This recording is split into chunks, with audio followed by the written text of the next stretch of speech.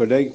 Il est bien entendu légitime et nécessaire de modifier une programmation pluriannuelle quand sa mise en œuvre fait apparaître des décalages dans le calendrier des opérations et offre des occasions de réaffecter les enveloppes. Dans le cas des CPER, ces réaffectations donc prennent la forme d'avenants. Alors, quand une modification de maquette est alimentée par des ressources nouvelles, on peut se réjouir d'un solde positif. Mais en l'absence de crédit nouveau, on ne peut que faire le décompte des opérations qui bénéficient de leur déploiement, s'interroger sur celles qui se voient reportées et surtout, le cas échéant, abandonnées, la différence étant d'importance et méritant d'être clarifiée. Alors, dans le cas de l'avenant du CPER Limousin, il n'y a pas de ressources nouvelles, donc, mais de simples réaffectations. Une part majeure du redéploiement provient d'ailleurs du recyclage de l'abandon de la LGV Limoges-Poitiers, qui est une douloureuse trahison dont le Limousin a été victime il y a déjà 3 ans et demi.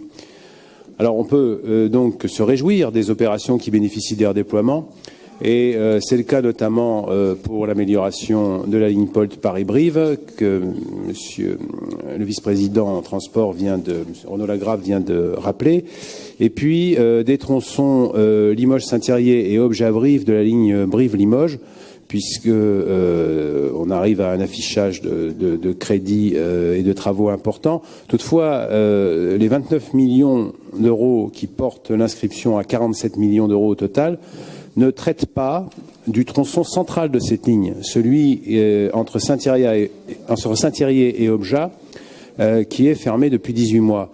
Or, donc le renvoi du financement de la remise en état de ce tronçon à un autre cadre financier ne fait que renforcer l'inquiétude sur l'horizon de réouverture de cette liaison et la détermination réelle de rendre celle-ci effective de la part des différents intervenants, puisque la région n'est pas la seule à décider.